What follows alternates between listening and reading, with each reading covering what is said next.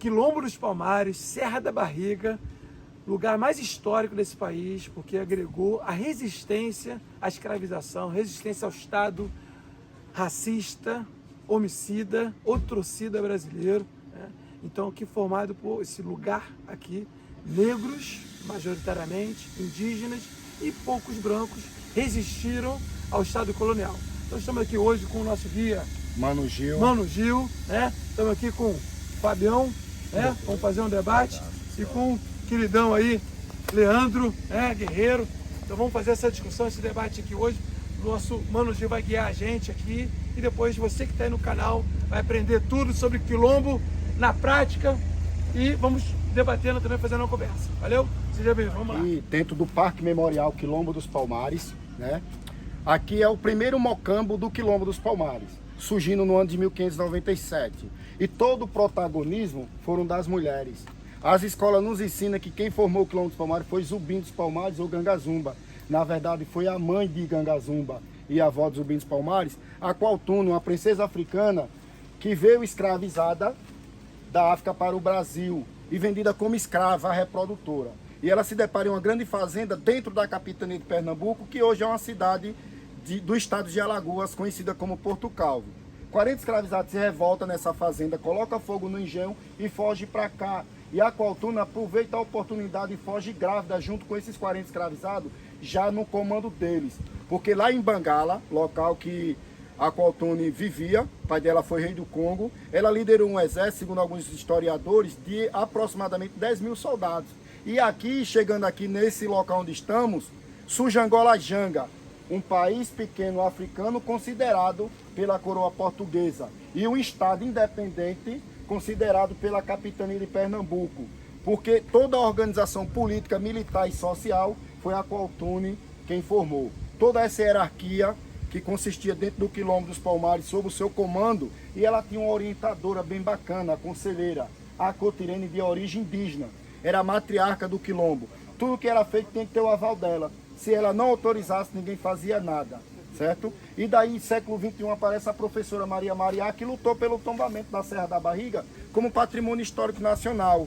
E futuramente aparece a Patrícia Mourão, a mulher que teve a ideia de fazer o projeto da Vila Cenográfica. Ela coordenou aqui 256 pessoas trabalhando durante um ano para desenvolver o projeto da Vila Cenográfica, hoje conhecido como Patrimônio Cultural do Mercosul. O único parque temático no mundo que conta a história afro-brasileira indígena em tempo real.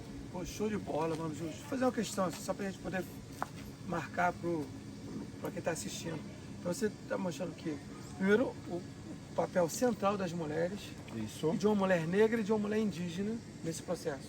Isso. Então, assim, então, aqui, na verdade, então, essa associação entre negros e indígenas foi central para não só a constituição desse que você chamou de Estado brasileiro, de comunidade, enfim, a gente pode dizer, enfim, usar vários conceitos, né, de autogestão e tudo mais, que na verdade eles fizeram autogestão, né, autogeridos, mas e que resistiram a isso. Então é isso, o Quilombo dos Palmares caracteriza uma unidade entre negros e indígenas na luta contra o opressor comum, que no caso era o Estado português brasileiro. Isso mesmo. Eles se organizaram de uma forma grandiosa que dura um século para ser derrubado, né? E quando a gente trata da derrubada do Quilombo dos Palmares, a gente fala lá do 6 de fevereiro de 1694. Mas não lembramos que o bandeirante, Domingos Jorge Velho, chegou aqui em 1692. 2 anos de luta para conseguir derrubar o Quilombo dos Palmares. E só conseguiu derrubar porque o Quilombo dos Palmares foi dividido pelo fato de Gangazumba ter aceitado o Tratado de Paz com a capitania de Pernambuco. Então quem quis ir com Gangazumba foi para o Vale do Cucaú. Quem quis ficar com os Zumbi dos Palmares ficou dentro do Quilombo dos Palmares. E o Quilombo dos Palmares ele tinha uma extensão territorial aproximadamente 250 quilômetros quadrados. Hoje o que nos restam é 30 mil metros quadrados, que é a demarcação territorial do parque. Então essa divisão dentro do próprio Quilombo, né? Dentro do próprio Quilombo. Entre o Zumbi de um lado e Gangazumba do Gangazumba outro. de outro. Deu O uma... Estado fazendo isso, né? Como sempre o Estado acaba Mediando, fazendo. Ele, de certa forma, tenta cooptar um grupo para enfraquecer o outro. É a ideia histórica de dividir para dominar, né? E a ideia é o seguinte, manipulou Gangazumba, foi manipulado pela capitania de Pernambuco, ó, vem pra cá, tem uma proposta pra tu. vamos fazer aqui um tratado de paz, tu vem morar aqui no Vale do Cucaú, os nascidos no quilombo terão liberdade aqui e os escravizados que fugiram para lá voltam para os seus donos. Aí Zubim disse, epa, assim não. A gente estamos dentro do maior quilombo das Américas e somos fortificados pelas fortalezas. Temos as nossas armadilhas, temos os nossos próprios... As paliçadas, né? As paliçadas, que chama essa cerca aqui, que é paliçada, e essas atalaias. E onde dentro do quilombo ele mesmo produzia as armas dele, que eram as lanças. E já existia pequena metalúrgica dentro do quilombo dos Palmares. Isso é Palmares. central, né? Porque assim, é importante para quem está assistindo entender.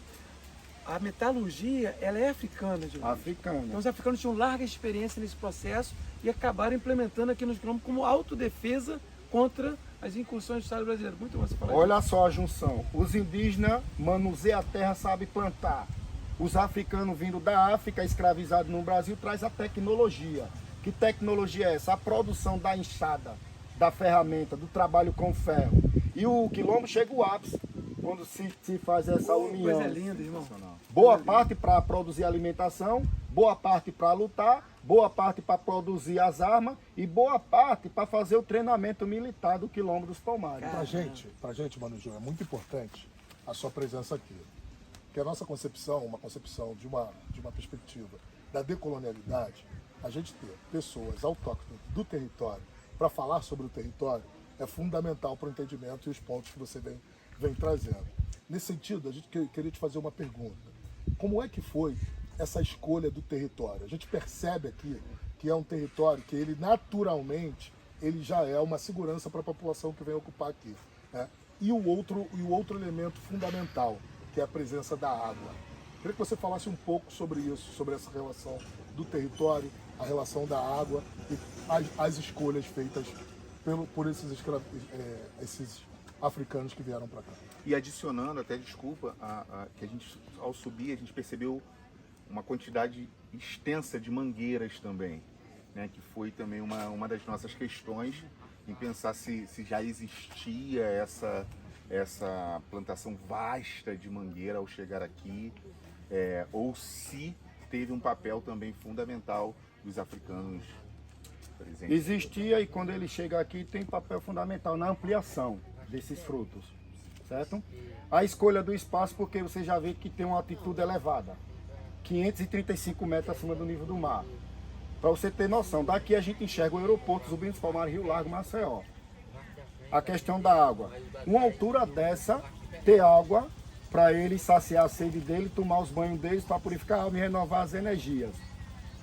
Entendeu?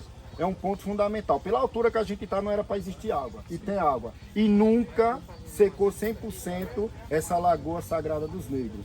Ela seca 50%, 70%, mas depois ela retorna novamente. E quando ela está cheia, ela ajuda a população que é aqui na beira da serra, ao pé da serra, formando outros lagos, certo? E em questão da altura, um canto onde eles já tinham conhecimento que vinha para cá. De que fato? A gente vai encontrar artefatos arqueológicos datados do ano de 1200. Tribos indígenas já viviam aqui. Que eram os Posti-Guarani e os Aratus. Pesquisas arqueológicas provam e comprovam isso. Entendeu? Que era os Aratus e os Posti-Guarani. E a gente vai muito mais além, que é uma questão que a gente tem que levantar e buscar estudos e fazer a pesquisa para defender essa tese, na qual já ando defendendo. Essas tribos indígenas que viviam aqui, a tribo, os Posti-Guarani, praticavam uma dança de guerra chamada Maraná, semelhante à capoeira. Olha, ano 1200. Mas a capoeira não veio da África? Nunca. O que veio da África foi a dança da zebra, não a capoeira. A dança da zebra é uma semelhança com a capoeira. Inclusive, o nome original científico da capoeira é do Tupi-Guarani, capoeirá. Olha. Entendeu? Então a capoeira Capoeira surge significa o quê? mato ralo. Um mato que você corta, ele cresce, é esse mato ralo aqui, ó. Capoeira. Aí isso deveria ser alguma coisa que você esquivar, Isso. subir. A forma no horário fazer... de trabalho, no horário de descanso dele, longe do malfeitor, ia Sim. praticar para se defender. Não. Quando ele chegava, disfarçava na dança. Sim, claro. Então, mas por isso que eu estou perguntando assim, o nome capoeira, se é mato Ralo. ele tem a ver com ser capoeirista, é importante dizer também que jogo capoeirista. Então tem a ver com a esquiva lá embaixo, com a mandinga. O jogo baixo. Tem a ver ou não? Tem tudo Poderia a ver. representar isso? Tem tudo a Tem ver. relação com o capoeirão também, né? O capoeirão, Que isso. é esse espaço Capoeirão também é... que tem. mas-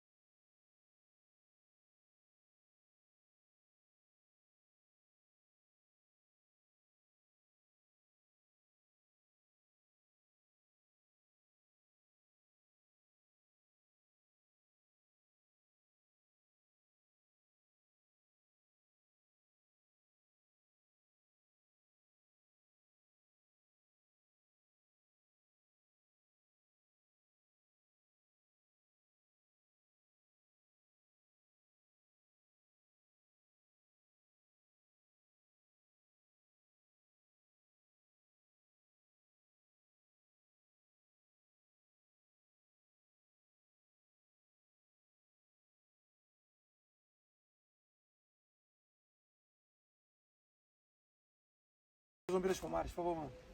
Bom, aqui é um local onde tem essas placas simbolizando e homenageando algumas pessoas militantes do movimento negro brasileiro que lutaram para preservar todo esse contexto cultural e histórico referente ao Quilombo dos Palmares.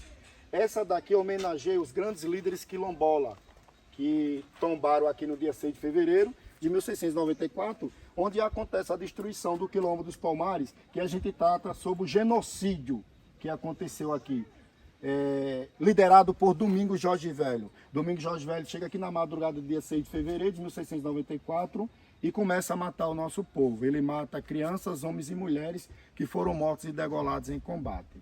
Aí temos Gangazumba, na qual foi o segundo comandante do Quilombo dos Palmares. Ele fez o Tratado de Paz em 1678. 1680 ele é morto envenenado lá no Vale do Cucaú. Dandara, a esposa de Zumbi dos Palmares, capoeirista, segundo alguns historiadores, e a mulher que treinava as mulheres para ir para a guerra. A Cotirene, de origem indígena, a matriarca do Quilombo, eu costumo dizer que ela era a juíza do Quilombo dos Palmares, que tudo que era feito tinha que ter o aval dela, porque ela era conselheira de Aqualtune. Andalakituxe, por muito tempo a gente só falava de Zumbi. Andalakituxe, irmão de Zumbi dos Palmares. Aí temos Aqualtune, que é mãe de Gangazumba, mãe de Ganazona, Gangamuíça e de Tucolo. A Caiuba, um líder palmarino que nasce aqui, nesse território, e morre aqui lutando em prol da nossa liberdade. Fazendo uma linha temporal, o Quilombo começa a surgir em 1597 com o nome Angola Janga. 1694 é destruído por Domingos Jorge Velho. E quando é que a gente vai lembrar de proteger a nossa história novamente para preservar todo esse patrimônio? 1985. E quem luta para isso? Com o apoio do movimento negro, a professora Maria Mariá de Caçamento, uma professora ativista e militante aqui do nosso município. Se ela tivesse viva, tinha 106 anos de idade. Ela presidiu a comissão que lutou pelo tombamento da Serra da Barriga. E no ano de 1986, a gente ganhou o título de Patrimônio Histórico Nacional. Data correta, 21 de março de 1986, a Serra da Barriga recebe o título de Patrimônio Histórico Nacional, graças à militância da professora Maria Mariá de Caçamento. E o que é o Quilombo dos Palmares para a gente? A gente procura 1001 palavras para definir. Está nessa placa. É um solo sagrado, onde foi acesa a chama da liberdade, reverencia Naupizalo, pois aqui reposam heróis do passado. E a outra homenageia... Eu queria que você falasse um pouco, você falou da questão desses grandes heróis da liberdade. Queria que você falasse um pouco sobre a prática e a forma de combate e de luta, né? Para a gente pensar, né, de como era essa defesa. A utilização das armas, o ferro, a metalurgia que já vinha do continente africano, a organização, como ia, as mulheres, os homens, os jovens, assim, e a forma de combater, explicitamente a forma de combater. Porque, né, estudos informam e dizem que tinha o contato, sobretudo corpo a corpo, era um contato diferente, né? Então eu queria que você falasse um pouco sobre isso e também nesse momento crucial, que é o momento da chegada dessas tropas comandadas pelo Jorge Velho, como é que foi esse primeiro combate e o uso bélico dos adversários para conseguir conquistar, ou melhor, para conseguir cometer o genocídio aqui no Quilombo. Boa. A forma de treinamento era a expressão corporal, as técnicas da capoeira. A capoeira nasce como luta de guerra dentro do Quilombo dos Palmares. Muitos historiadores falam que ela nasce na senzala, como uma dança, e aqui no Quilombo dos Palmares desenvolvido como luta de guerra, né? E com essa expressão corporal, ele aprendia a manusear da melhor forma possível as lanças, aprimorando essas técnicas para se defender. Em termos de treinamento militar, as crianças, entre 8 até o resto de sua vida, passavam por esses treinamentos, para aprimorar cada vez mais suas técnicas. Muitos ficavam trepados no pé de pau. E quando descia de lá, pulava já num golpe da capoeira, com as lanças. E as mulheres também eram treinadas dessa forma, para que pudessem se defender quando nossos guerreiros quilombolas, nossos soldados estivessem dentro da mata, dificultando a acessibilidade dos nossos inimigos, elas sabiam auto se defender também, certo? Em questão da prática de guerrilha, a gente tem os fósseis, as armadilhas, que eram vários buracos enormes e profundos, e eles colocavam espeto dentro desses buracos e cobria com palha. A partir do momento que a tropa inimiga se aproximava para nos atacar, os arqueiros que ficavam nessas atalaias, nessas torres de vigília, começavam a atacar, mas como eles vinham com um poder bélico mais elevado do que o nosso, se aproximava da paliçada, caía dentro desses buracos e morria espetado. A diferença é grandiosa do poder bélico dos nossos invasores para a gente, para o que a gente tem dentro do quilômetro palmares. Você imagina você com a lança e eu com canhão. Imagina você com a faca e eu com revólver. Claro. E foi dessa forma que Domingos Jorge Velho chega aqui. O poder bélico muito grandioso, mais do que o nosso. Soldados fortemente armados com escopetas e canhões que invadem o quilombo e começam a destruir o quilombo dos Palmares. Ótimo. Você fala pra gente que para que a população, né, escravizada conseguisse chegar aqui, ele teve a ajuda fundamental dos indígenas, né? Como é que Domingos Velho conseguiu chegar aqui também não conhecendo o território? Boa. Alguns soldados dele, a maioria era indígena. E lembrando, a galera que vai assistir esse vídeo, que Domingos Velho não chegou aqui do dia para a noite e destruiu. Foram 2 anos de luta. E chega um período que ele fica sem soldados. O que é que ele faz? Desce lá para Pernambuco, vai pedir apoio para o governador de Pernambuco na época, porque estava sem soldado. O que é que o governador faz, a pedido de Domingos Jorge Velho? Liberou todos os detentos do presídio de Pernambuco para vir lutar contra Palmares. E o acordo com o governador e esses presidiários foi o seguinte: vocês vão lutar contra Palmares, se ganhar a guerra, vocês se tornarão homens de bem e o processo de vocês será zerado. Aí, na minha lógica, na minha tese, na linha de raciocínio, os fazendeiros que nos cercam são herdeiros desses marginais que lutaram para derrubar o quilombo dos Palmares, que foram os detentos que o governador da capitania de Pernambuco, na era colonial, dentro do sistema escravocrata, liberou esses presidiários para vir lutar contra o quilombo dos Palmares. O que nos leva a compreender que sem o Estado, mais uma vez, talvez nem fosse possível a derrubada e todo o genocídio que foi cometido, né? Se o Estado não entra com a artimanha dele e o monopólio que faz, se eles não têm negociado com o Gangazumba, jamais eles iam conseguir derrubar o quilombo dos Palmares. Jamais. Ele consegue derrubar o quilombo dos Palmares, Domingos Jorge, porque foi dividido o quilombo dos Palmares. De 100% de força que a gente tem, a gente ficou com 50% de força. Uma parte ficou com o Zumbi dentro do quilombo dos Palmares, outra parte foi com Gangazumba. O que aconteceu com o Gangazumba que foi? Destruíram ele lá também ou não? Gangazumba foi morto envenenado no Vale do Cucaú. Antes de ir. Quando ele chega lá, 2 anos depois do Tratado de Paz, ele é morto envenenado. Porque Zubim era o único negro dentro do Brasil, na era colonial, que teve educação primordial. De quem era o comando educacional na época? Da Igreja Católica. Onde é que ele foi criado? Dentro da Igreja Católica. E ele desafiou a coroa portuguesa quando jovem, escreveu uma carta em latim, dizendo que poderia ter cana-de-açúcar no mundo sem ter escravidão. E Zubim dos Palmares tinha conhecimento intelectual. E sabe quem treina ele? A avó dele, Aqualtune. Ela pega ele e planeja uma expedição para atacar Portugal. Eles vão lá, invadem a vila, tem sucesso e fogem para cá. Aí algumas pessoas viram aquele coroinha que era da igreja num bando do pessoal do quilombo dos Palmares. Aí identificaram ele. E quando ele chega de volta, quer que a Aqualtune faz? Pinta o rosto de Francisco de Agila, pega mais um contingente de soldados da mesma estatura física de Zubim dos Palmares e pinta o rosto dos outros também. Então todo negro com a cara pintada que era morto era Zubim dos Palmares. Isso é muito interessante, porque existe essa história do senso comum de que existiram vários zumbis.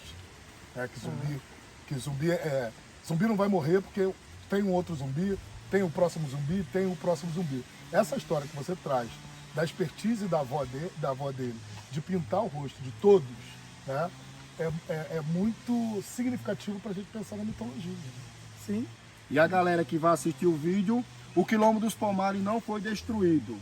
porque continua vivo dentro da militância de cada um de vocês que vem aqui visitar. Então todos nós somos Rubins e as mulheres são as Dandaras, Alcoatunes e as Potirene, porque continuamos lutando para quebrar preconceito, racismo, discriminação, que esse mal se alastra a cada dia que se passa. Quanto mais a gente luta para combater, mais nasce, porque está atrelado dentro da nossa casa, dentro das escolas e dentro do setor de trabalho da empresa que a gente trabalha. Isso, irmão, muito bom, mano Gil. Gente, vamos passar para o próximo. Terceira parte desse vídeo, eu vou mostrar aqui um congá, que é sobre a expressão religiosa da época do Quilombo. Chamando aqui o nosso querido Mano Gil para explicar para a gente aí, por favor. O congá representa a casa do Campo Santo, né, que chamamos de Onjô Cruzambi, Casa de Campo Santo, em homenagem à diversidade religiosa do Quilombo dos Palmares. Aqui viveu católico, muçulmanos e adeptos da religião matriz africana. Muçulmanos também Muçulmanos vieram vieram para cá, no Quilombo dos Bacana, Palmares. bacana. Bom E dali tem duas imagens, tamanho real sentada, representando as autoridades religiosas do Quilombo dos Palmares. Um fator importante é que nós não temos um grande conhecimento da religião brasileira, que a gente tem uma própria, que é a Ubanda, que nasce lá no Rio de Janeiro, Niterói, é construída dos elementos de diversas religiões. Por exemplo, a Ubanda vem da formação do candomblé, que veio da África, do catolicismo e do espiritismo. Para quem não é da religião matriz africana, a Ubanda se torna um sincretismo religioso. Pô, maravilha. Mas aí tem aspectos indígenas também, não Tem é? aspectos indígenas Caboclo, também. não é isso? Isso. Na Umbanda também. Então, é Todos eminentemente traz esses brasileiro. elementos. Boa, boa. Dá Viu? pra gente ver? Dá sim. Vamos lá então, vamos tentar. A gente não abre porque só vai abrir no dia 20 de novembro. Ah, tá. Ali a gente pode dizer que é preta velha e preto velho. É um reflexo. Ou Dá pra ver. Voconga e Pai Joaquim. Aham. Show de bola. Tá bom. Mano Gil, você fala um pouco sobre essa diversidade, essa pluridiversidade religiosa que existia aqui. Queria que você falasse um pouco, né, informasse pra gente como eram feitos os rituais funerários, já que você tinha inúmeros grupos, inúmeras etnias, inúmeras características distintas. Como eram feitos os funerais aqui? A realização do cortejo funeral era da seguinte forma: eles, através dos batuques, homenageando aquele soldado que perdeu a vida lutando em defesa do território. Então era a forma deles agradecer e também de entregar aos deuses aquele soldado que morreu lutando em defesa do Quilombo dos Palmares. Muitos pensavam que era uma festa, mas na verdade era uma forma de agradecimento de tudo aquilo que aquele soldado fez em prol da defesa do Quilombo dos Palmares. E também das boas colheitas, agradecendo às divindades pela boa colheita, pela boa vitória durante várias batalhas, que a gente sabe que a força divina que está dentro de cada um é de grande importância. E a fé, seja ela qual segmento religioso for, é a peça fundamental para manter o ser vivo de pé. A gente está falando muito de combate, a gente está falando muito de resistência, que é extremamente importante. Vamos falar um pouquinho de festa, né? Bora! Porque a gente gosta de festa, né? Isso mesmo. Fala pra gente como eram essas festas, qual era a bebida típica, o que tinha nessa bebida. Conta um pouco pra gente desse processo. O processo da festa era através do batuque também, comida de sobra, Opa. bebida ancestrálica que eles produziam, as bebidas cicratizantes, simbolizando toda essa força deles, esse momento de harmonia entre eles, para descansar um pouco a mente, o intelectual dele e também o corpo, porque era treinamento direto, era constantemente nesses trabalhos de defesa do Quilombo dos Palmares. Ele tinha um momento de relaxar também, que era o momento das festas. Agora tem um detalhe, enquanto um estava festejando, o outro estava fazendo a segurança para não ser pego de surpresa. Olha agora. Gente, então agora estamos na quarta parte desse vídeo. Estamos aqui no coração de Palmares. Indicação do Leandro falar disso, né? De coração de Palmares. Eu queria que vocês olhassem essa construção, né? Construção aqui. Mano Gil vai explicar pra gente o que ela significa. Vai dizer, inclusive dizer o nome em banto. E a gente vai entrar e percebê-la por dentro, beleza? Gente, vamos lá então. Mano Gil, por favor. Bom, aqui é a Muxima de Palmares, que significa coração de Palmares. É um palácio africano onde todos os líderes do Quilombo dos Palmares vinham para cá para se reunirem e tratar de assuntos de grande relevância do Quilombo dos Palmares. Então todos esses líderes vinham para cá para se reunir e tratar desses assuntos. E daí, diante do decorrer da reunião, ao término dela, ia para a sala de conselho, essa sala de conselho aqui, e lá a Cotirene dava o aval do que eles poderiam fazer ou não. Lembrando que no meio da casa, do palácio, tem uma atalaia, uma torre de vigília, onde os melhores arqueiros ficavam lá em cima, numa visão panorâmica. E qual era a técnica deles? Saber ou identificar se vinha gente ou não. Os pássaros voou, opa, tem gente. Se ficou uma trilha aberta, é gente que está vindo. Se a mata abrir e fechar, é animal. E aí, como a gente tinha nossos soldados quilombolas trepados no pé de pau para proteger e dificultar a acessibilidade dos invasores, aí já começava a entrar em contato com os demais para ficar em alerta para não ser pego de surpresa. Maravilha. Podemos ver ali a sala da... Aqui é a sala de Pergunta conselho. Em relação a isso, esses que ficavam tomando conta também, tinha uma faixa etária? Tinha sim. Eram os melhores soldados do Quilombo, ou seja, o que se destacava mais, os mais treinados. Sim, tanto O que no mais, olhar quanto no olhar, quanto na pontaria, na comunicação na exata. comunicação exata, para que o nosso povo, o povo quilombola, não fosse pego de surpresa. Sim. Aqui era da Cotirene, você falou. Isso, aqui é a sala de conselho. Conselho. Aqui era onde recebia o aval, se poderia fazer ou não o que foi planejado por intermédio de Pelo que eu Acotirene. li, o Mano Gil, faziam grandes assembleias aqui, Isso, né, nesses espaços, entre que homens, mulheres participavam, participavam. jovens participavam também, muito diferente da sociedade patriarcal, branca, colonial, de fora, Isso em mesmo. que só os homens lá podiam participar. Aqui todos participavam. Todos participavam, Mas independente da cor. Tem uma faixa etária e uma hierarquia. Quem é que pode participar? Os comandantes, Aham. entendeu? Aí os comandantes tinham aqueles que eles confiavam. Vinham também para cá participar. Agora, quando vinha para a sala de conselho, era só os principais chefes. Dos diferentes mucambos. Isso. E É aqui isso? eles determinavam o que iam fazer ou não. Esse aqui era o Mocambo dos Macacos? A gente Isso está no aqui. Mocambo dos Macacos? Mocambo dos Macacos, o primeiro do Quilombo dos Palmares. Aham. E por que Mocambo dos Macacos? Por que essa termologia? Boa pergunta. A gente de cara, a gente já percebe o sentido racista, preconceituoso e discriminatório que é o nome. Então Mocambo do Então foi Macacos dado. foi uma denominação dada pelos portugueses. Porque aqui só tinha negro na visão deles. Então, Mocambo dos Macacos. Quem estava vivendo aqui? Para ele- E vocês, por um acaso, saberiam o nome que eles mesmos deram para si ou não deram? Não chegaram a dar um nome para si? Vamos lá, pelo que eu estou entendendo. A sociedade patriarcal, branca, colonialista, deu o nome de Quilombo dos Macacos para cá. Mocambo dos Macacos. Mocambo dos Macacos. E aqui, eles deram o nome para si mesmo ou a gente não tem esse relato da história? tem. E qual é o nome, Tem. então? Se deu qual é? O nome aqui, o primeiro nome que surge é como Angola Janga. Minha pequena Angola, uma parte pequena da África. Ou minha Angola pequena. Lembra que eu falei que para a coroa portuguesa, que era um pequeno país africano construído dentro do Brasil, e para a capitania de Pernambuco, era um estado independente dentro dos dele. Então aqui, o primeiro nome desse espaço, que futuramente se tornaria o Quilombo dos Palmares, nasce como Angola Janga, lá no ano de 1597, quando os 40 escravizados que vieram de Portugal pararam aqui. E os indígenas que estavam aqui? Os indígenas que estavam aqui, a gente já falou lá do ano de 1200, praticamente não habitava mais, mas já tinha relato da presença indígena nesse território anteriormente. Aí você saberia por que eles saíram daqui? Bom, para viver dentro desse tempo de 1200 até 1530, qual era o tempo de idade de sobrevivência de cada um daqueles? Entre 40 e 50 anos. Então eles migraram para outras regiões.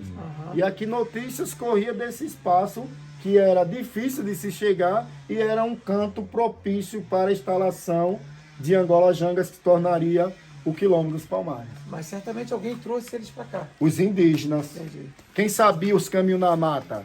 Os indígenas. O africano fugia da senzala para onde? Os indígenas, bora? Aí daí eles começam a traçar uma rota. E que rota é essa? O rio Mundaú. aquele rio que deságua a cidade lá embaixo. Era a principal rota de fuga dos escravizados, fugitivos que vinham para o Quilombo dos Até, a Palmares. gente fez esse debate lá. Essa participação, né? Os indígenas Não, junto mas, com os mas, africanos. não, mas para aí, indígena africano e a água como fundamental. Água. Né? Queria até que o Leandro falasse um pouco aí da importância dessa, até para a criação das sociedades, para além do Brasil mesmo. Claro, Né? Faz um pouco aí para o vídeo. E aí, mano, é interessante a gente pensar como as sociedades, as primeiras sociedades do mundo inteiro, elas vão se fixar próximo aos rios. Né? Aqui em Palmares foi dessa forma, mas a gente pode buscar historicamente que os chineses pararam do lado do Rio Amarelo, na Mesopotâmia, Rio Tigres, Eufrates, Nilo, no próprio Egito, né?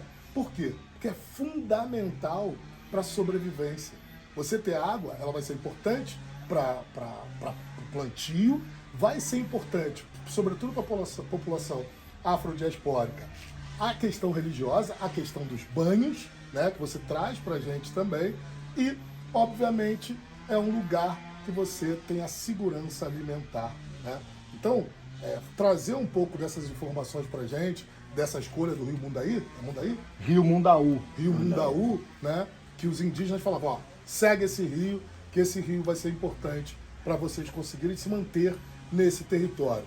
E aí é um outro ponto que eu acho que é muito importante da gente pensar, que é a junção, né, desses dois grupos insubmissos ao Estado, que são os indígenas e que são esses africanos fugitivos, né, dessa opressão, essa união deles para a manutenção aqui do Quilombo. Você falasse um pouco disso também. Bom, o rio dava o principal alimento para os quilombolas. Por quê? Tinha um peixe.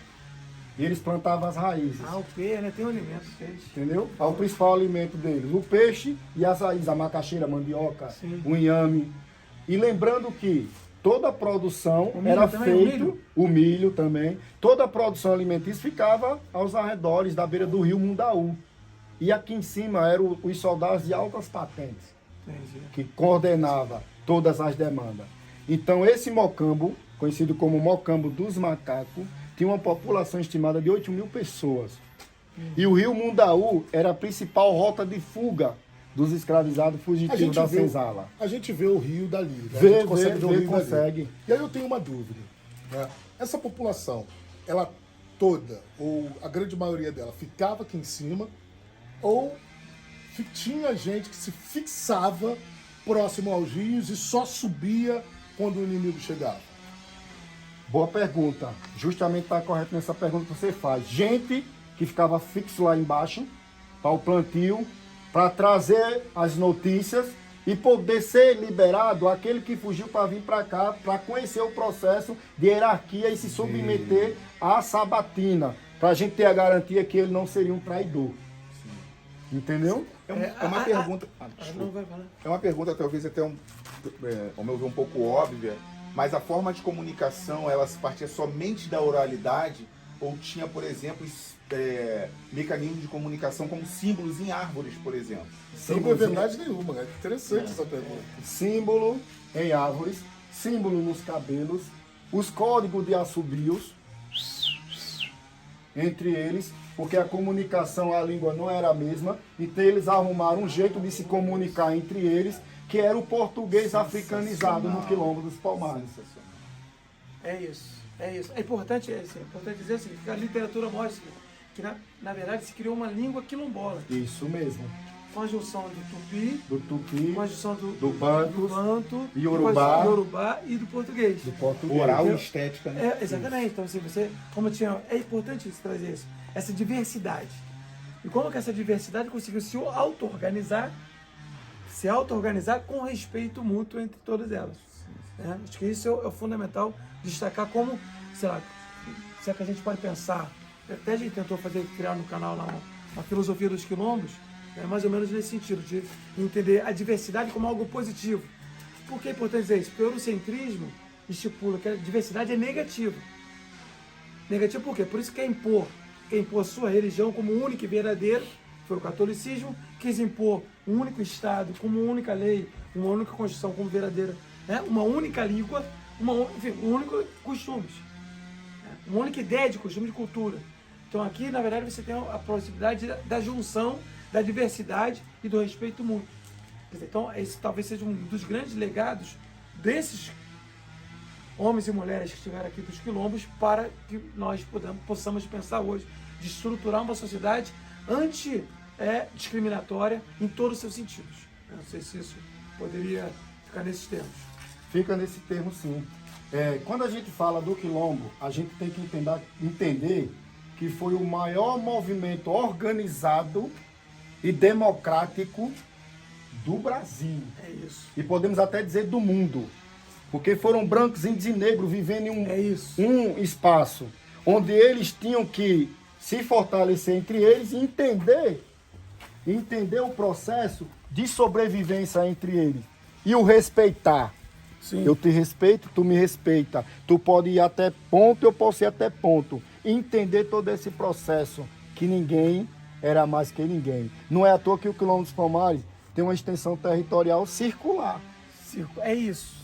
Circular. O círculo é o fundamental O círculo, que vai caracterizar. estamos em círculo aqui. Ninguém é maior, ninguém é menor, ninguém é preto ou branco. Somos um só. Porque é o círculo. As assembleias. As Forma assembleias. de Circular. Circular.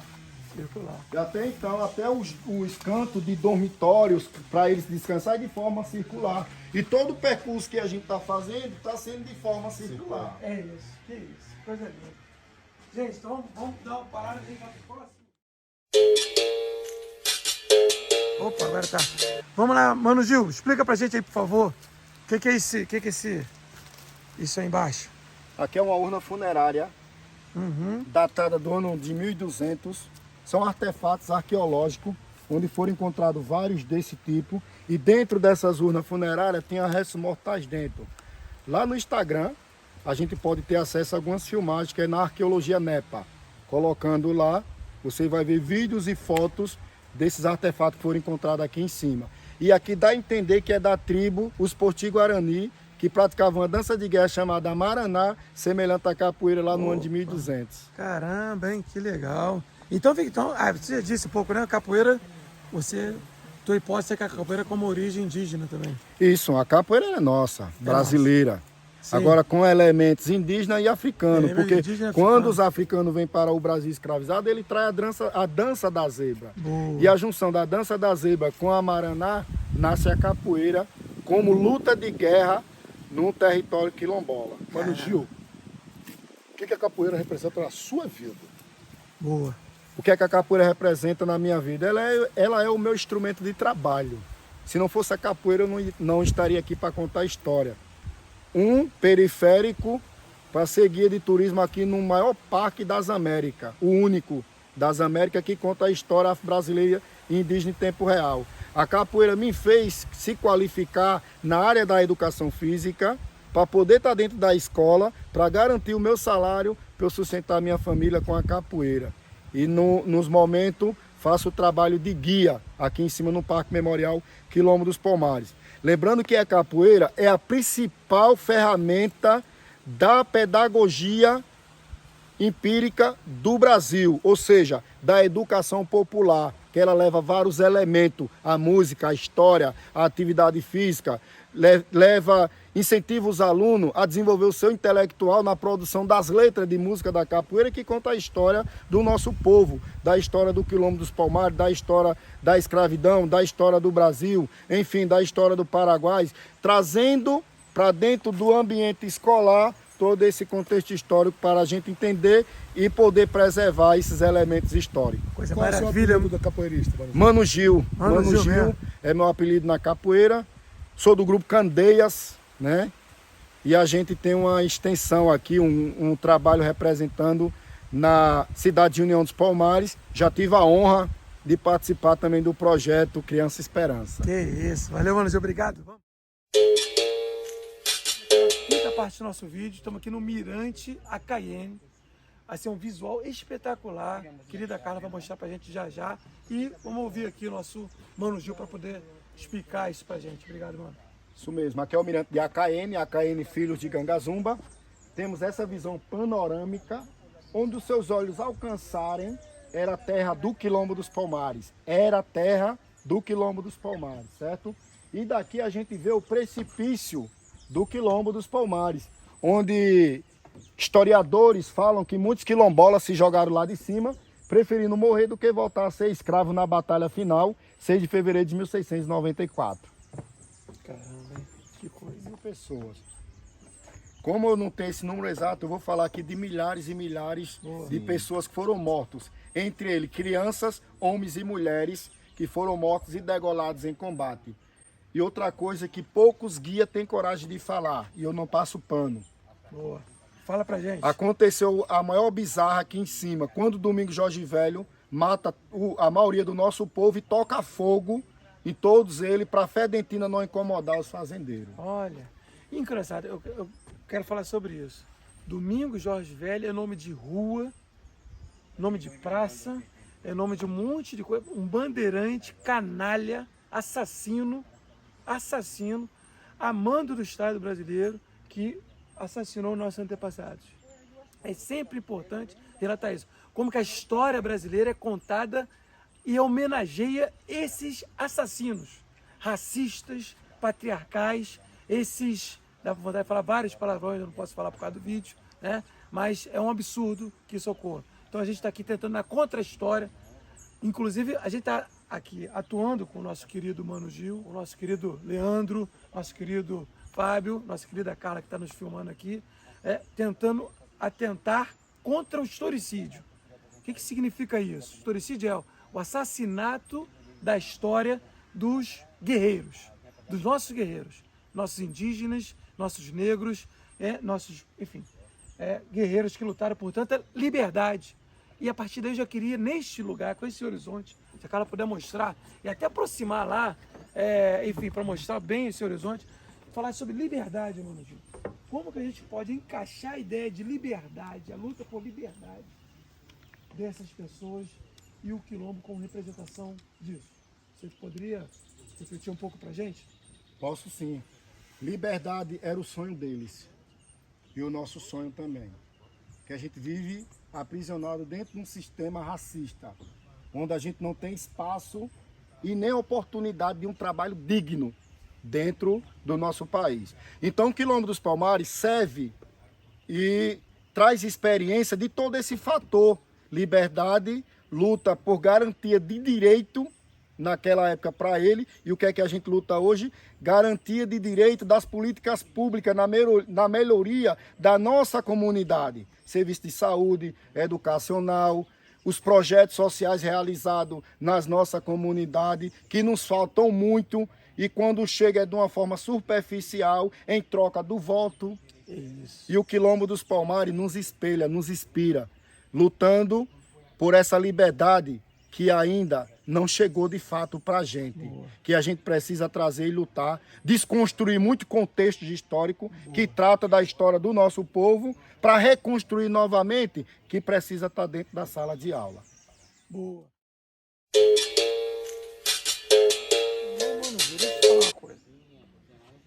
Lá na UFRJ, eu sou professor da UFRJ, tá? Acabou que eu nem me apresentei para você, nem tinha me apresentado agora, né?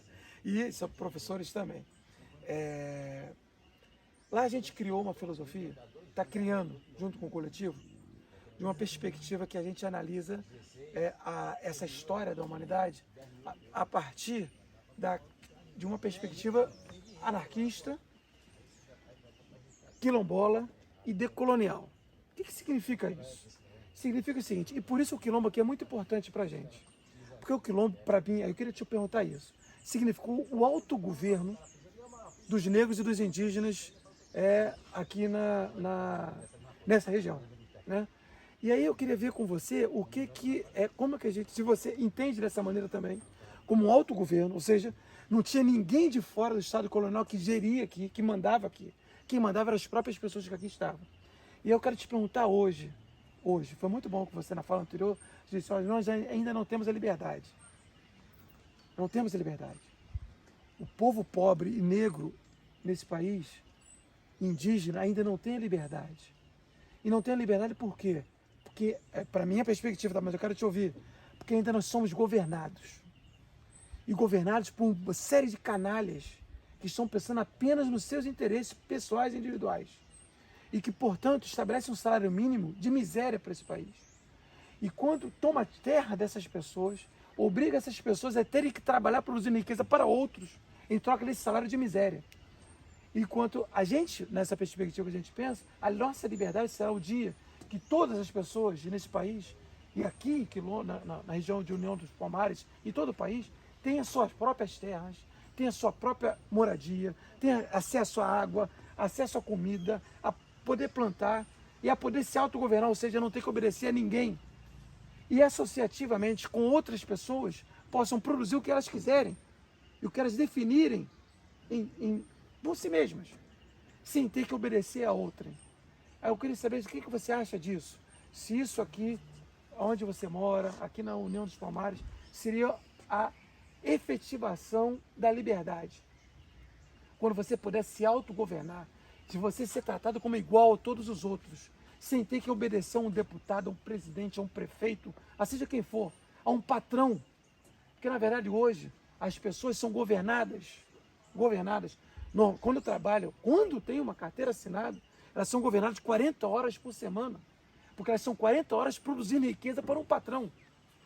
Quando elas conseguem. E tem horas que elas não conseguem hora nenhuma. Que elas não conseguem e ficam desesperadas para serem exploradas por esse patrão. Quando, na verdade, o patrão paga muito pouco para ela e recebe muito em cima do trabalho dela. Isso é exploração, que tem nome de capitalismo, enfim, tem uma série de coisas, mas não vou entrar nesse mérito. Mas eu queria que você achasse, para finalizar, se essa ideia da liberdade que você falou que não tem, seria essa ideia do autogoverno no momento que vocês puderem produzir riqueza para si mesmos e distribuir igualmente como era distribuído com abundância pelos quilombos dos Palmares. Bom, primeiro a gente tem que entender que somos 54% da população. É isso. Boa. Né? E aqui a gente trata também de um sistema nojento, que é o sistema capitalista, que bota a gente lá na ponta da navalha. Uma camada, que é a menor camada, comanda e a maior é os comandados.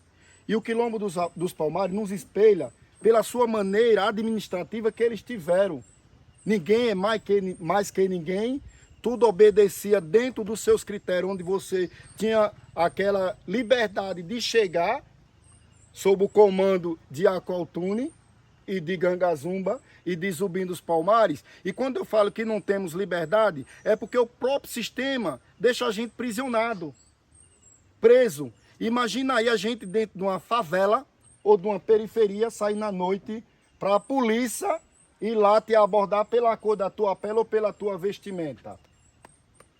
Quando a gente acordar para a vida e dizer vamos tomar de conta, a gente toma de conta, porque somos a maior população. Somos 54%. E porque o nosso jovem não cresce como cidadãos críticos para ter um voto consciente. Porque a nossa cultura não está lá dentro da escola, porque se tiver a cultura, eles vão se tornar jovens críticos e vai entender o procedimento da história dele, do que pertence a ele, e ele não vai deixar ser manipulado por essa classe dominante que tanto humilha a gente, que tanto maltrata a gente, deixando a gente na sarjeta, como falam Racionais, no céu aberto, no esgoto a céu aberto, para que o nosso jovem tenha... Olha só as políticas que traz para a gente das cotas. Por favor. Qual a diferença de um branco, filho de papai, que é deputado, que é médico, doutor, e para a gente preto da periferia que não tem condições de pagar um cursinho para concorrer no Enem? Não tem lógica. Não tem lógica. É por isso que falta essa liberdade para a gente. A gente fala de liberdade do Quilombo dos Palmares. Quando se trata da liberdade do tempo atual, século XXI, estamos aprisionados dentro de um sistema capitalista que quer destruir a gente, maltratar a gente, massacrar a gente de toda e qualquer maneira. Quantos jovens são assassinados dentro do Brasil? É só ver a cor preto. 23 minutos. A cada 23 minutos, de onde é da periferia, entendeu? E quantos, muitos, estão lá dentro do Senado, recebendo sem trabalhar, o filho também, e a gente tem que superar cada dia para ganhar o pão de cada dia nosso para sustentar a família da gente. E a gente ganha um salário mínimo miserável para tentar sobreviver dentro de um país que é riquíssimo e não valoriza a gente. Então, de antemão, quando eu falo em liberdade, a liberdade está dentro de cada um da gente, na forma da gente se posicionar, na forma da gente cobrar e mostrar que o morro, que a periferia são os mocambos urbanos resistentes contra o sistema capitalista. Que isso, irmão. Obrigado aí. Obrigado, irmão. Parabéns. Valeu mesmo. mesmo.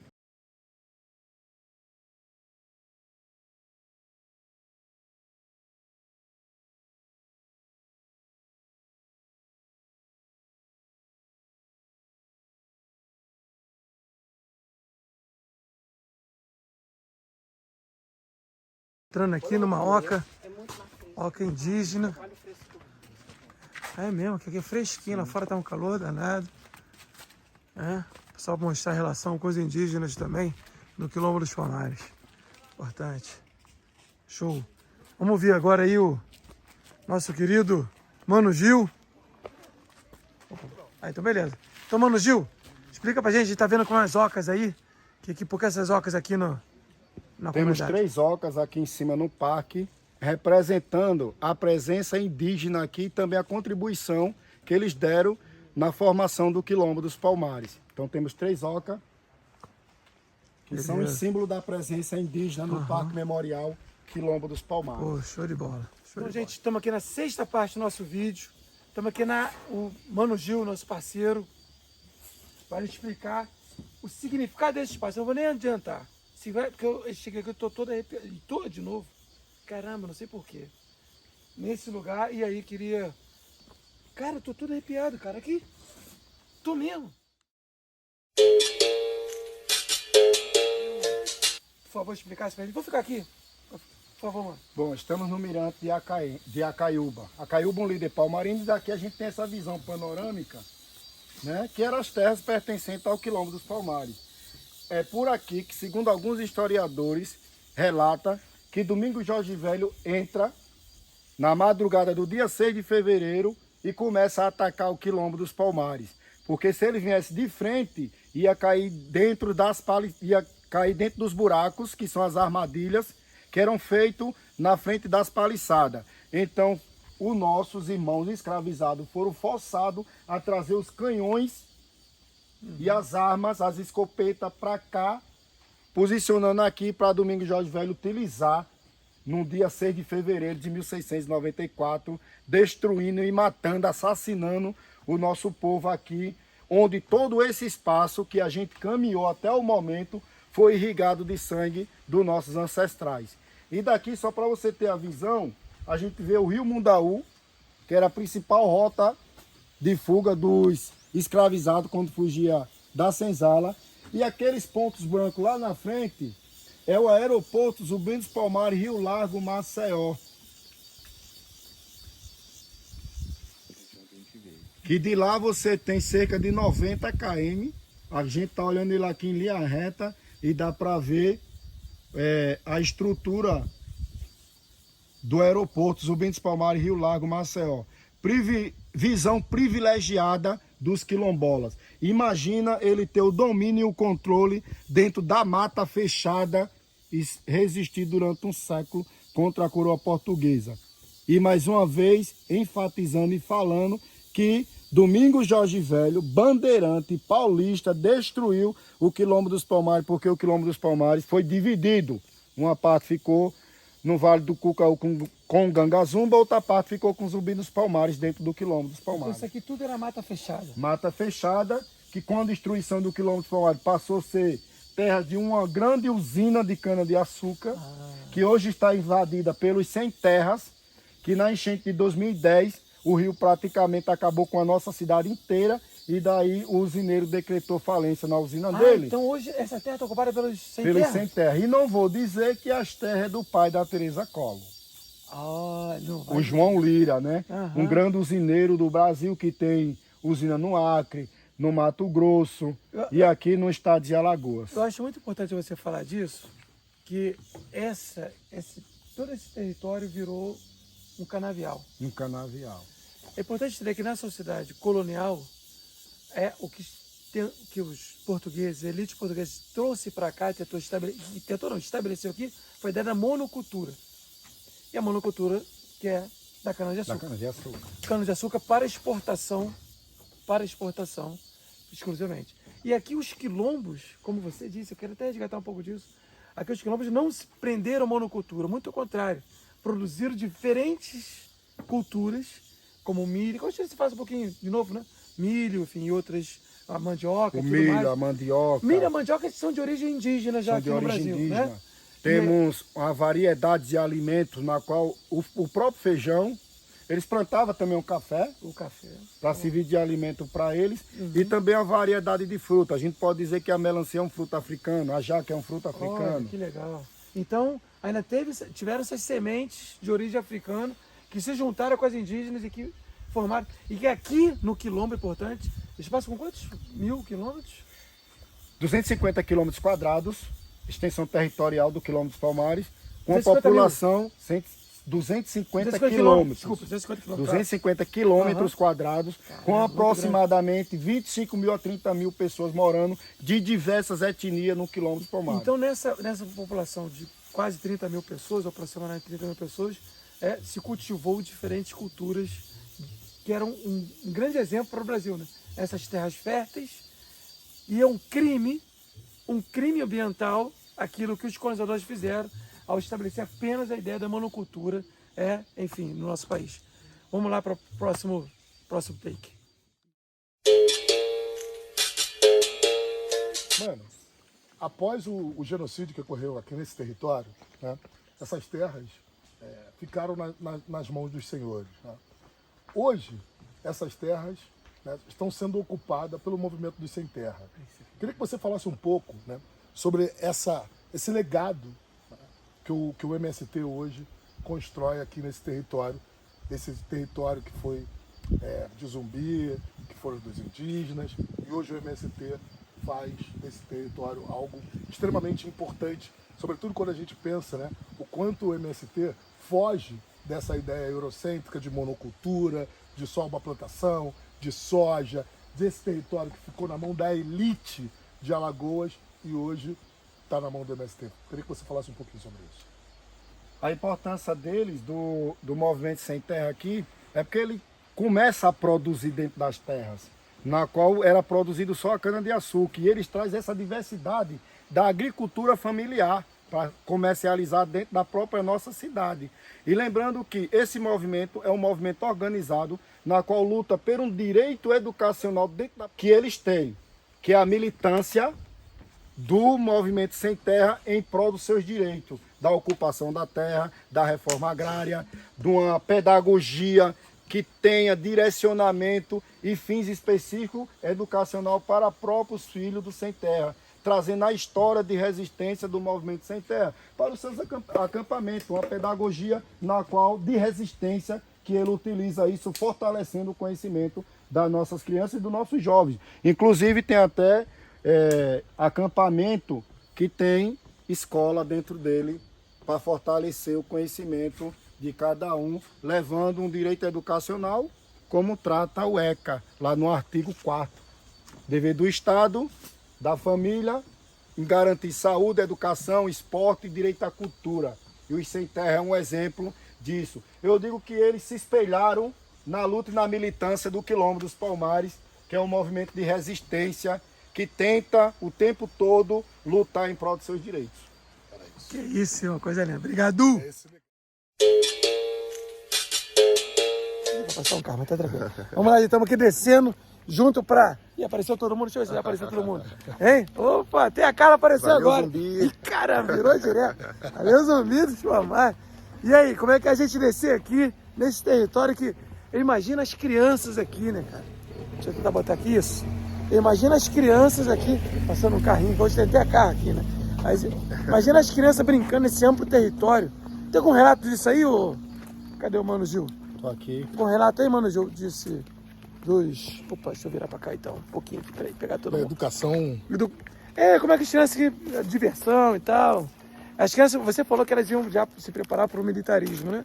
Isso. Mas devia ter algumas coisas também. Tem as brincadeiras tradicionais, né? Que estão Tem sumindo. E tem alguma coisa que aqui a sociedade herdou dos quilombos? Você acredita nisso? Temos aqui na cidade de União dos Palmares as brincadeiras tradicionais, Aham. na qual a gente aproveita também essas brincadeiras tradicionais e levamos para o ambiente escolar, para que os alunos tenham contato e vivência com essas brincadeiras tradicionais, que são as brincadeiras de rodas. Ah, porra, bacana, bacana.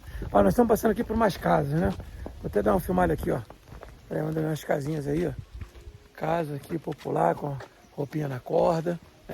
Essas casas aí são o quê?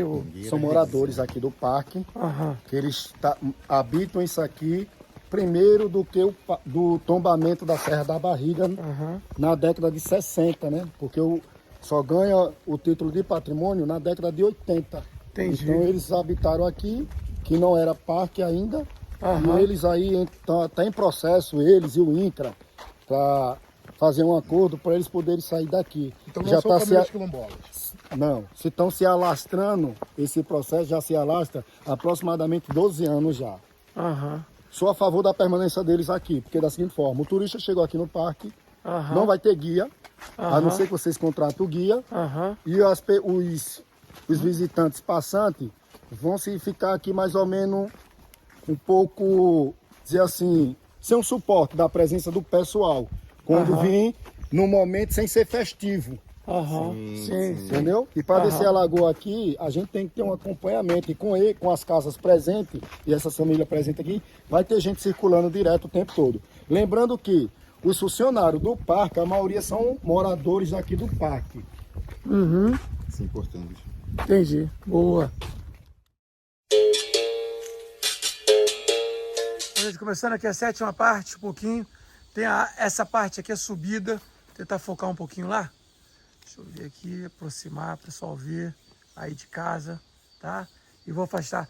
Mano, você explica pra gente aí que esse espaço aí que a gente não pode subir, por Esse favor. espaço aqui é uma trilha que dá acesso ao precipício do Quilombo dos Palmares, que a gente não tem acesso lá porque é mata fechada.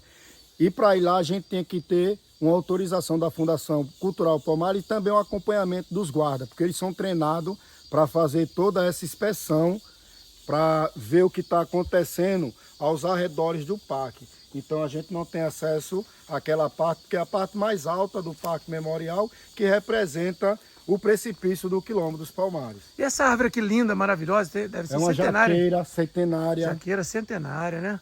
E a jaqueira tem um Você- papel também importantíssimo, né? Fala aí, Fábio, pra gente. Desculpa, não, eu não sei, né?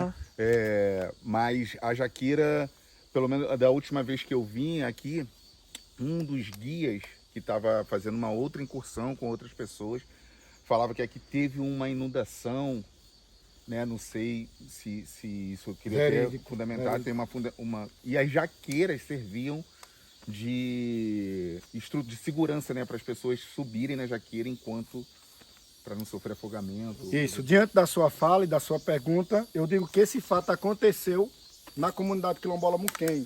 Falando do rio Mundaú, que em 2010 tivemos uma enchente grandiosa que praticamente acabou com a nossa cidade inteira, e a jaqueira foi o suporte para 50 pessoas poder se salvar da enchente. Olha. Então passaram praticamente entre 16 horas a 24 horas no pé dessa jaqueira para não ser morto, não ser levado pela água, pela enchente de 2010, lá na comunidade quilombola Muquem. Pô, show de bola. Desde a África, a formação do Brasil, a formação do Quilombo dos Palmares e a construção da nossa cidade, a gente leva esses aspectos histórico-cultural para dentro da sala de aula do município de União dos Palmares. A gente tem uma disciplina própria chamada Cultura Palmarina, onde a Lei 10.639 e a 11.645 e o Estatuto da Igualdade Racial e o ECA obriga o ensino da história e da cultura afro-brasileira e indígena dentro das escolas públicas e particular. Então, o município de União dos Palmares tem uma disciplina própria, né, que eu posso chamar até agora de componente curricular de cultura palmarina, onde a gente trabalha todos esses aspectos históricos na teoria e na prática dentro das nossas escolas. Criamos um referencial curricular, que a BNCC, poucas habilidades chegavam junto para a gente ensinar a nossa cultura e a nossa história, exceto em arte, educação física, história uma meio acolá, distante uma da outra. O que é que a gente faz? Cria as próprias habilidades baseadas na BNCC para trazer todos esses objetos de conhecimento para as escolas públicas do nosso município. E a gente vai mais além, que a gente não tem material didático. para ensinar a nossa história e a nossa cultura na sala de aula. Criamos um livro didático contando a história do município de União dos Palmares, a história do Quilombo dos Palmares de uma forma didática. Que isso, show de bola. Ocorreu, né, um ideal mesmo, né, de uma universidade palmarina, né? O que você pensa sobre Isso é um sonho. Então, lá dentro da Secretaria Municipal de Educação, tem o NIE, Núcleo de Identidade Étnico-Racial, que dá formação para os professores dentro do contexto da educação das relações étnico-raciais e da educação antirracista, levando todo esse contexto histórico para a sala de aula, preparando os professores para trabalhar de forma segura e consciente, desconstruindo tal fator histórico e trazendo um verdadeiro, para que as nossas crianças cresçam valorizando e se empoderando e pertencente da nossa história.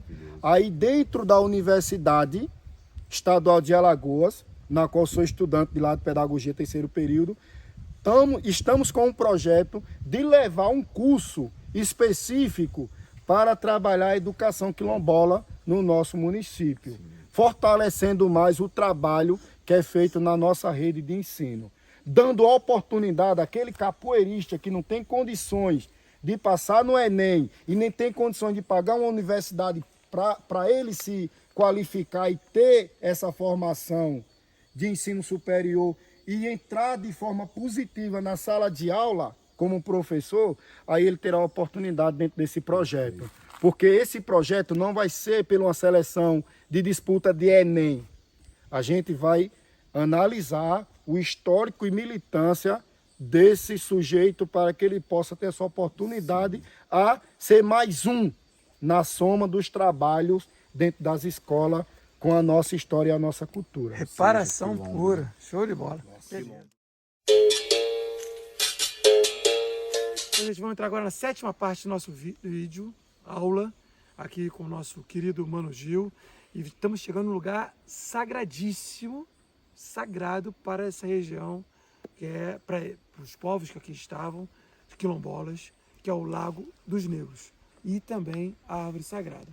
Bom, vamos pedir aqui, por favor, ao Mano Gil para nos explicar esse processo. Por favor, mano.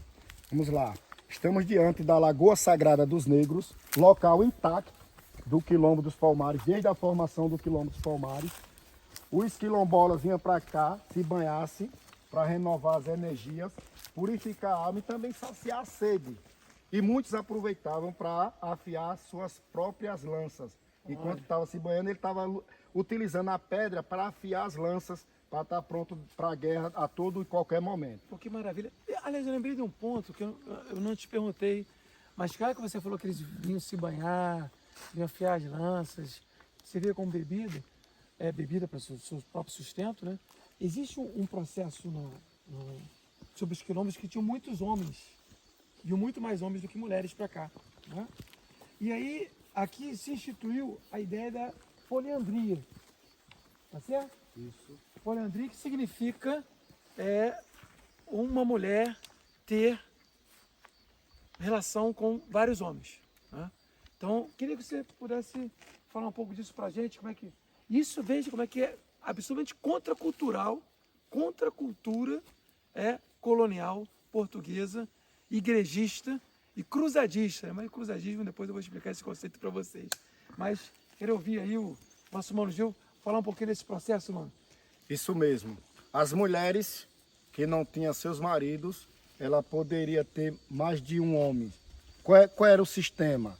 Elas ter filhos todos os anos para que essas crianças se tornassem militantes do Quilombo dos Palmares, ou seja, soldados para proteger o Quilombo dos Palmares. Exceto Gangazumba, que tinha várias mulheres. E a maioria dos líderes quilombola são filhos de Gangazumba e irmãos de Gangazumba. Ah, ok.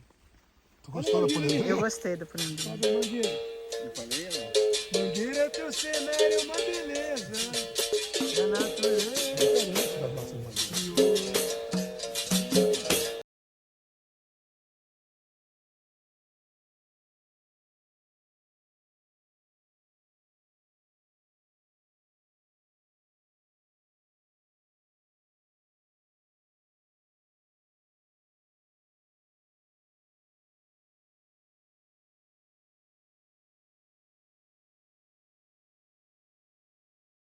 Bom, gente, agora nós estamos aqui na Lagoa dos Pretos, ou Lago dos Negros, dependendo da interpretação, tá? Isso aqui era sagrado, onde os negros se banhavam, bebiam, brincavam.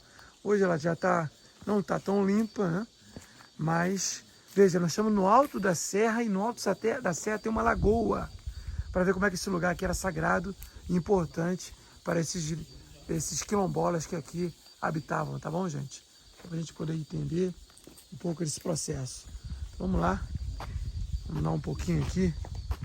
Gente, olha essa Lagoa dos Negros. Coisa linda, tá? Coisa linda, linda, linda. Tá? Vamos dar uma olhada aqui no entorno. Tudo mata. Pra cá é mata fechada, tá certo? Olha. Escuta o barulho dos grilos. E lá aquele caminho que a gente estava.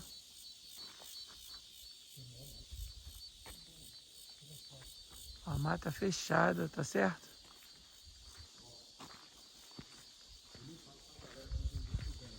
E aqui o Lago dos Pretos. No domingo aqui tinha muita gente se banhando nesse lago, entrando, né? Que entende que aqui é um lugar sagrado. Beleza? É isso. Pronto. No tronco de oco, eu vi a Iuna cantar. Seu canto chamou liberdade, para os negros se libertar.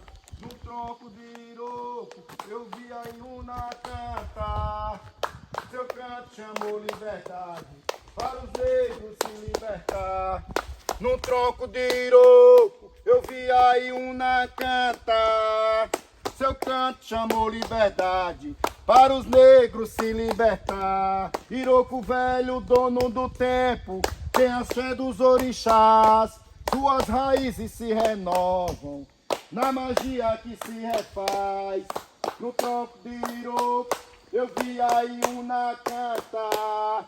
Seu canto chamou liberdade, para os negros se libertar.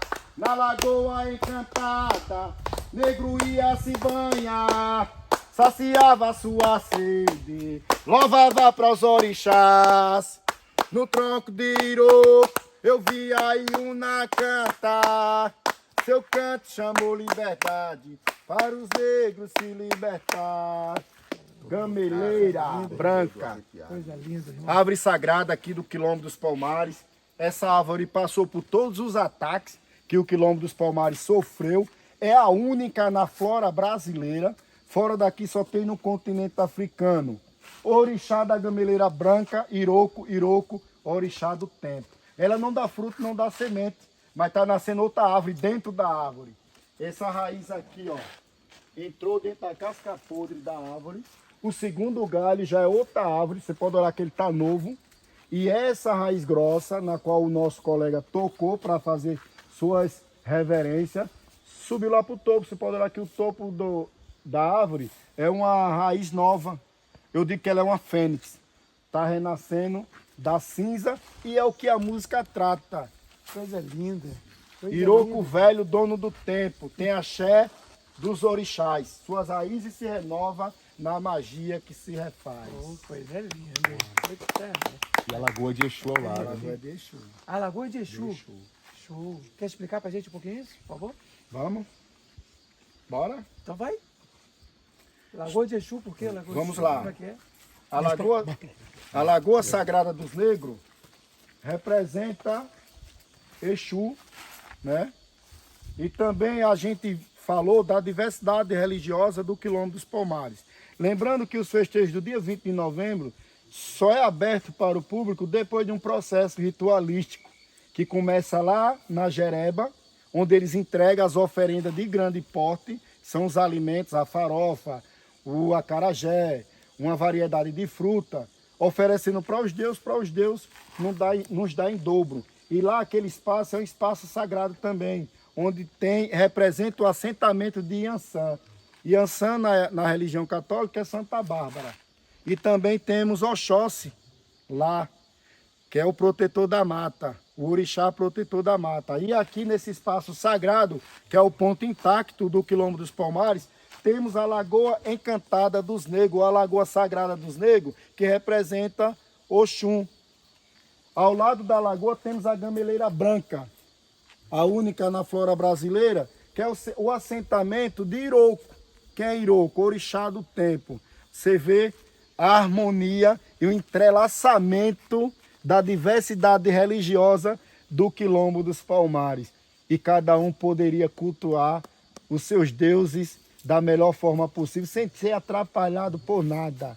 Um Estado sendo harmônico, sem preconceito, que é o Quilombo dos Palmares. Cara, isso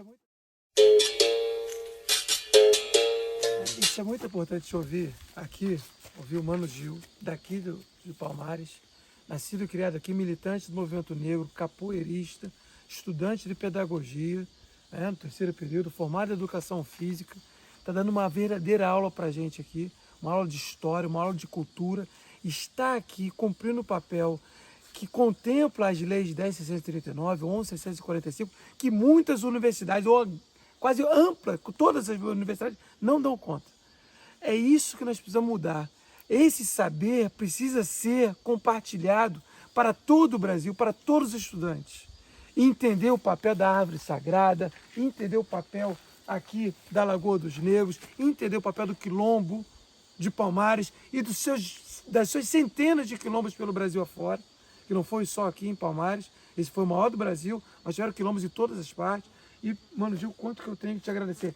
E você falar isso, para finalizar um pouco essa questão, falar o quanto que aqui houve a multicultura, a multiversidade, respeito a diferentes culturas e religiões e crenças, de cosmogonia, espiritualidade, tudo aquilo que a gente quiser dizer. Isso é o mais bonito, que contrasta absolutamente com aquilo que a Igreja Católica e que o Estado Católico, o necro-racista Estado brasileiro fez ao impor uma única religião como religião oficial e impor sobre todas as pessoas que tinham que cultuá-la. Perceba como é que é a diferença do uno com relação ao múltiplo, ao diverso, a diferente cultura. É isso que nós, negros, indígenas, militantes sociais, temos que preservar, a multiversidade da cultura e não imposição de uma única coisa. É isso. Sai do luto para a luta. A gente sai do luto para a luta. É uma música minha, eu vou estar lançando agora, no dia 20 de novembro, fazendo um show de rap aqui na programação oficial no nosso município. A letra é mais ou menos assim, eu vou dar uma brecha para vocês passar lá, para os alunos de vocês se desbruçarem também. Isso aqui vai para o UFRJ e para o Brasil todo. Vai, gratidão. A letra é mais ou menos assim, ó. Do luto pra luta, a favela não para, a guerra continua. Lutando pela prata, filho da rua, com feroz à procura da caça na selva de pedra, presa escapa. Morcego carniceiro, me olha e disfarça, quer minha alma, pronto pro bote, chegou um disfarçado, num batimóvel, arregaçando, metendo o aço, medalha no peito, são diplomados, condecorados, palmas, aplausos, sem honra ao mérito, mais um pro cemitério, pesadelo do inferno, deletério, repetente da captura na linha de frente, o alvo é a gente. Força, resistência, soldados na missão, ação, fé no coração. Periferia de braços abertos me abraça, nova esperança. Aqui é minha casa, favela, sem alas, corrente quebradas. Em poucas palavras, estamos de olho, observamos. Viemos de um mocambo, formou-se o Quilombo Palmares, gritou liberdade, pá, escuta. Cara feia não me assusta, rap. Nossa cultura tá nas ruas, nos guetos, respeito, custa caro. Canto e falo, minha fé não vai se quebrar. Salve meu Deus e Oxalá. Posso cair, mas vou me levantar, vou ressurgir. É fuçar quilombola, o rap que toca, gritou de Zubim. Ei. Caralho, coisa linda. Você é uma herança do Quilombo, o rap é uma herança do Quilombo, o samba é uma herança do Quilombo. Desde 97, fazendo rap no Nordeste. Coisa linda, coisa linda. Então salve aí, salve grande Leandro, parceiro. Estamos aqui no Quilombo dos Palmares, Serra da Barriga. Ô irmão, vamos trocar uma ideia aí. Como é que é a sensação de estar aí agora, nesse espaço histórico, né? Mas assim, peraí. Fala aí. Vamos andando. Vamos. Ah. É uma sensação emocionante, né? Assim, é muito forte pisar nesse território, que é um território de resistência, né? Pura, né? se a gente está aqui agora, nesse exato momento, é porque esse povo resistiu. Resistiu muito, né? Então, a emoção de estar aqui, de ver o quanto os nossos antepassados lutaram para a nossa permanência é inigualável. Então, registrar esse momento, falar um pouquinho que a gente vai fazer hoje, né? Sobre esse quilombo é emocionante. Caralho, irmão. Imagina aqui, quase um século de resistência com várias e várias expedições do Estado brasileiro, dos senhores, né? E os caras conseguiram durante um século existir, irmão. Mas olha isso aqui, né? A gente Vamos. pensar nesse espaço físico aqui. Vamos ficar aqui, vamos meter isso aqui. Como não é uma resistência boba, né? Não é. Uma organização que já vinha de África, né? Pensar no que era o quilombo no continente africano também, né? E traz para cá e procura um lugar que a natureza já é uma barreira quase que impugnável. Né? Claro. Mostrar aqui pra galera poder ver. O que nós estamos, o que ele tá vendo aqui? Estão do alto da Serra da Barriga. Os caras estão daqui do alto, não é isso? Daqui do alto. Não se instalaram aqui à toa, porque daqui conseguia ver os inimigos chegarem. Sim. Daqui a gente percebe, né, que qualquer inimigo que viesse da capital, que viesse de qualquer outro espaço, eles já conseguiam observar daqui, né? Tanto a natureza, quanto as barreiras que eles foram criando para isso, né? As armadilhas, os próprios animais que tinham dentro desse espaço, tudo isso já era uma forma de defesa, né? Fora, obviamente, a expertise para o combate, né, dos negros que viviam aqui. Então é interessante a gente pensar isso num primeiro momento, né, de ter conseguido viver por muito tempo e combater os portugueses, né? Esse lugar aqui é um lugar fundamental para isso. Porra, beleza. Show de bola, irmão. Esse é só o primeiro papo. A gente vai curtir hoje aqui. Você tá aí, curte o canal e compartilha essa ideia aí dos pretos visitando o quilombo. Tamo junto.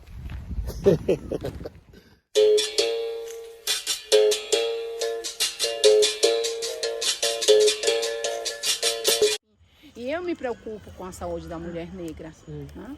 As leituras que eu já fiz de Sueli Carneiro, da própria Jurema Werneck, a gente sempre naquele site Crioula, né? Sempre eu fico observando isso e percebo que as mulheres negras nesses postos de saúde, elas não têm uma devida atenção. E existe sim um marco legal, que é uma política nacional, né, da saúde da população negra. No entanto, a gente percebe que, mais uma vez, as políticas públicas morosas e quando o recorte é racial, aí é mesmo que demora e muito. No nosso caso, nosso grupo de pesquisa, ele debate a formação em saúde para que essas políticas possam ser operacionalizadas a contento. Então, a gente discute como é que as faculdades são negligentes na formação dos profissionais de saúde que não formam a contento para cuidar da população negra como deveria. Então, a gente está partindo desse debate, né?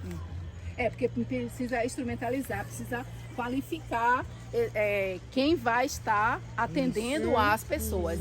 Então, se você vai e trabalha no SUS e você não faz esse recorte, é complicado, porque você vai tratar todo mundo igual. Peraí, não é dessa forma. Não é assim que funciona. E além disso, temos uma lei que respalda nesse currículo a oferta dessa disciplina, com esse olhar. E porém continuamos aí sem essa oferta e apagando essa legislação que obriga a implementação dos currículos. E eu fico mais indignada, eu sou assistente social, já há 29 anos sou assistente social, há 13 anos trabalho serviço social na educação. E o campus que eu trabalho fica no miolo do recôncavo baiano, território de identidade. Lutas foram travadas e a gente sabe muito bem a história de Cachoeira, São Pedro, todo aquele contexto, a própria Mangabeira. E aí a gente tem Cabaceiras, a gente tem um terreiro de candomblé lá em Governador Mangabeira, de Painezinho, no Consecurê, de 1920, dos anos 20. E a gente tem o campus, o fundo do campus é o terreiro. E a gente campus tem, da faculdade? Do campus, não, é um campus Instituto Federal Baiano. Ah, do IFBA. Do IFE Baiano, o Sim. nosso é o baiano. E aí você tem a lei e você tem um bairro chamado Portão, onde a gente está, que inclusive eu escrevi um artigo, vou apresentar agora no Salvador e Suas Cores lá na arquitetura, sobre esse bairro Portão, que é discriminado, porque tem muita gente preta, então dizem Sim. que é um bairro violento. Sim, E 2 terreiros sim. estão ali, a gente percebe que é a intencionalidade de chamar o bairro de violento, porque é por conta Pelas dessa... pessoas que ocupam, né? Exatamente. E aí o que ocorre é que a gente tem o terreiro ali, o campus, eu nunca vi nenhuma docente, ninguém falar assim, vamos fazer um convite aí a Laurixá. Eu já levei Mãe Cachoá, que é o terreiro, inclusive, que eu sou filha agora.